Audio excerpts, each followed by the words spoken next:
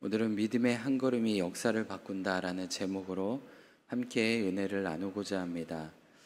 오늘 우리가 함께 살펴볼 이 사무엘상 14장은 이스라엘이 블레셋과 맞서 싸우던 장면을 기록하고 있습니다. 이 본문은 단순히 전쟁 이야기만은 아닌 것 같습니다. 사실상 한 장 전체를 보면 두 사람의 태도를 대조적으로 보여주고 있다는 것을 알 수가 있죠. 바로 믿음으로 나간 요나단과 인간적인 방법을 늘 고집한 사울 왕의 이야기입니다. 먼저 이스라엘과 블레셋의 상황을 잠시 살펴볼 필요가 있는데요.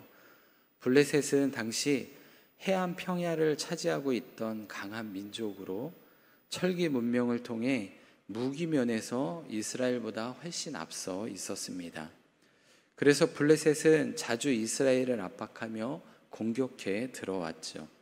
그들의 침입은 단순한 전투를 넘어서 약탈과 파괴를 동반했습니다. 마치 메뚜기 떼가 밭을 휩쓸듯 그들이 지나간 자리마다 농작물과 생계가 무너지고 땅이 황폐했습니다. 오늘 본문도 바로 그런 상황 속에서 일어난 사건이죠. 이 일로 사울과 이스라엘은 블레셋의 이 위협 앞에 두려움에 사로잡혀 있었습니다. 이 내용을 한번 구체적으로 좀 살펴보도록 하겠습니다. 먼저 1절부터 15절까지는 요나단의 믿음의 도전을 보여주고 있습니다. 이 블레셋의 군사들 앞에 이스라엘의 진영은 두려움 때문에 움직이지도 못하고 있었습니다. 사울왕조차도 아무것도 하지 못한 채 머뭇거리고 있는 그런 상황이었죠. 그런데 사울왕의 아들인 이 요나단은 달랐습니다. 그는 자기의 병기를 든 소년 하나를 데리고 적진을 향해 올라간 것이죠. 그때 요나단이 이렇게 고백을 합니다. 6절 하반절에 여호와의 구원은 사람의 많고 적음에 달려있지 않다. 요나단은 전쟁을 인간의 힘이 아니라 하나님의 능력에 맡겼던 것입니다. 그 믿음의 고백과 행동으로 하나님께서 블레셋 진영에 큰 혼란을 일으켜 주셨죠. 그래서 이어지는 16절부터 23절까지에서는 이 전쟁의 이 전세가 역전되는 것을 보여줍니다. 블레셋 진영이 혼란에 빠지자 이스라엘 진영에도 변화가 일어났습니다. 두려움 때문에 숨어있던 사람들까지 다 나와서 싸움을 시작했던 것입니다. 하나님은 이 요나단의 작은 믿음의 행동을 통해서 이스라엘 전체를 일으키셨고 결국 블레셋을 무찌르는 큰 승리를 주시게 되었습니다. 또 24절부터 46절까지에서는 이러한 승리 가운데 사울 왕의 어리석은 맹세를 볼 수가 있습니다. 그는 전쟁 중에 무리하게 24절의 말씀을 보면 이 군사력의 군대에게 저녁까지 음식을 먹지 말라라는 이런 명령을 내리게 됩니다. 군사들은 이미 이 오랜 전투로 인해서 지쳐 있고 또 먹지도 못한 상태에 정말 큰 어려움에 빠져 있었는데 이러한 어리석은 명령을 내리게 됐던 것입니다. 그러다 보니까 결국 백성들은 허기 때문에 하나님의 율법을 어기며 32절을 보면 피채 짐승을 잡아먹는 죄를 범하게 됩니다. 이뿐만이 아니라 요나단은 이 명령을 알지도 못하고 27절에 보면 꿀을 먹었는데 이것이 발각이 되어 사울 왕에게 책망을 받고 결국 죽음에 이르는 상황에 놓이게 됩니다. 하지만 45절을 보게 되면 군사들이 일어나서 요나단의 죽음을 받아들일 수 없고 요나단을 살리는 그런 일이 벌어지게 되죠. 이처럼 사울 왕의 음식을 먹지 말라라는 이 맹세는 신앙적인 지혜보다는 인간적인 고집에서 나온 것이고 백성들에게 짐이 돼버리는 어리석음을 범하게 되었던 것입니다. 이 마지막으로 47절부터 52절에서는 사울 왕의 전쟁 기록이 정리되어 있습니다. 사울이 주변 여러 나라들과 싸워 승리를 거둔 이야기들이 기록되어 있고, 또 그의 가족과 군대 조직에 대한 소개로 마무리가 되고 있습니다. 어떻게 보면 이 사울 왕의 큰 업적을 이룬 것처럼 기록되어 있는 것으로 보여집니다. 하지만 전체적인 내용을 보면 사울 왕은 여전히 하나님을 온전히 의지하지 못하고 사람의 힘과 방법을 따라 움직였다는 것을 알 수가 있습니다. 결국 이스라엘을 살린 것은 이런 사울의 전술적인 방법이 아니라 요나단의 믿음의 한 걸음 발걸음이었다는 것을 알 수가 있습니다. 그러면 오늘 본문을 통해 우리에게 주시는 영적 교훈 한 가지를 살펴보겠습니다. 그것은 믿음의 한 걸음이 역사를 바꾼다라는 것입니다. 이 사무엘상 14장은 우리에게 분명하게 말씀해 주고 있습니다. 하나님께서는 두려움 속에 주저앉아 있는 사람, 자기 방법만 고집하는 사람을 통해서 일하는 것이 아니라 믿음으로 한 걸음 내딛는 사람을 통해 역사하신다라는 사실입니다.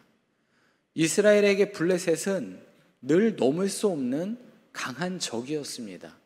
두려움이었고 피하고 싶은 상대였고 도망치고 싶었던 그런 상대였습니다. 그런데 이런 것은 우리의 인생에도 마찬가지라는 것입니다. 우리의 인생에도 그런 블레셋과 같은 문제가 늘 있다는 것이죠. 가정 안의 갈등, 직장 안에서의 어려움, 건강의 문제, 또 신앙의 침체적인 문제까지 눈앞의 문제는 너무 크고 우리의 힘으로는 감당할 수 없어 보일 때가 참 많이 있습니다. 그래서 사울 왕과 이스라엘 백성들처럼 움츠려 들고 숨고 싶을 마음이 많죠. 하지만 본문은 우리에게 분명하게 말씀하다는 것입니다.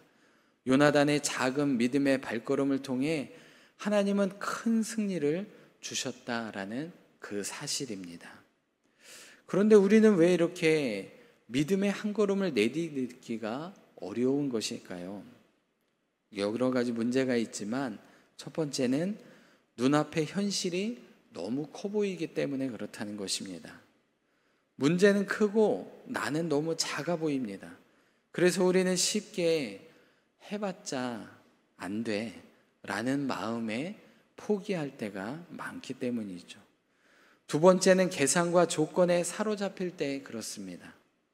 가지고 있는 게 너무 부족한데 내 조건이 맞지 않는데 이런 계산 속에 갇혀서 결국 아무것도 해보지 못하는 어리석은 상태가 될 때가 많죠.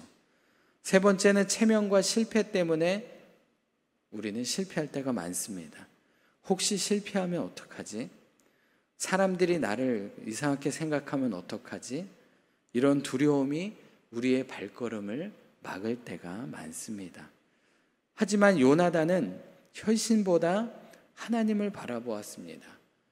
계산보다 믿음을 붙잡았습니다. 그래서 그렇게 담대하게 고백할 수 있었던 것이죠. 여호와의 구원은 사람의 많고 적음에 달리지 아니하였다. 이 믿음의 걸음은 사실 우리의 모든 삶에 정말 필요한 고백이기도 합니다. 한 성도님은 가족과 오랫동안 말을 하지 않았습니다. 서로의 자존심 때문에 먼저 손을 내밀지 못했던 것이죠. 그러나 어느 날 말씀을 붙잡고 용기를 내어 미안하다라는 말을 한마디 건넸습니다. 그런데 그 작은 화해의 한 걸음이 관계를 열었고 결국 가족과 함께 예배를 드리는 은혜를 누리게 되었습니다. 작은 발걸음이었지만 그 안에 하나님의 역사가 이루어진 것이죠. 우리 삶 속에 블레셋과 같은 문제들, 우리의 힘으로 감당하기 힘든 어려움들, 그러나 믿음의 발걸음을 내딛는 순간 하나님은 그 일을 통해 우리의 삶에 역사하신다는 것입니다. 오늘 하나님이 우리에게 말씀하시는 것도 분명합니다. 바로 믿음의 한 걸음을 내디뎌 그러면 내가 역사해 줄게 라는 것입니다. 기도에 무릎을 꿇는 그 한 걸음, 또 용서와 화해를 시도하는 그 한 걸음, 순종과 헌신의 작은 한 걸음, 내 것을 포기하고 내어주는 사랑의 한 걸음, 그때 하나님은 우리의 삶을 바꾸시고 가정을 회복시켜 주시고 교회를 세워 주실 것입니다. 사랑하는 성도 여러분, 오늘 하루를 시작하시며 바로 이 믿음의 한 걸음을 내딛기를 소원합니다. 그 걸음을 통해 하나님은 반드시 우리의 삶 가운데 역사해 주실 것입니다. 그 삶을 누리시는 저와 성도님들이 되시기를 바랍니다. 기도하겠습니다. 사랑과 은혜가 풍성하신 하나님 아버지, 오늘 말씀을 통해 우리에게 믿음의 한 걸음을 가르쳐 주시니 감사드립니다. 사울과 이스라엘이 두려움 속에 주저앉아 있을 때 요나단은 믿음으로 전진하여 하나님의 역사를 경험하였던 것처럼 우리의 어려운 상황과 현실 앞에서 하나님만을 바라보게 하시고 담대히 믿음의 첫걸음을 내딛는 복된 삶이 되게 하여 주옵소서. 기도의 자리에 나아가는 걸음이 되게 하여 주시고 가정과 이웃 안에서 용서와 화해를 이루는 발걸음이 되게 하여 주옵소서. 그래서 교회의 세상 속에서 헌신의 또한 순종의 발걸음이 되어 하나님의 은혜를 경험하는 복된 삶이 되게 하여 주옵소서. 비록 우리의 걸음이 작은 걸음일지라도 그 걸음을 통해 하나님의 능력과 은혜가 흘러 넘치게 하여 주옵소서. 늘 우리의 삶에 승리를 주실 줄로 믿사오며 예수님의 이름으로 기도드리옵나이다. 아멘.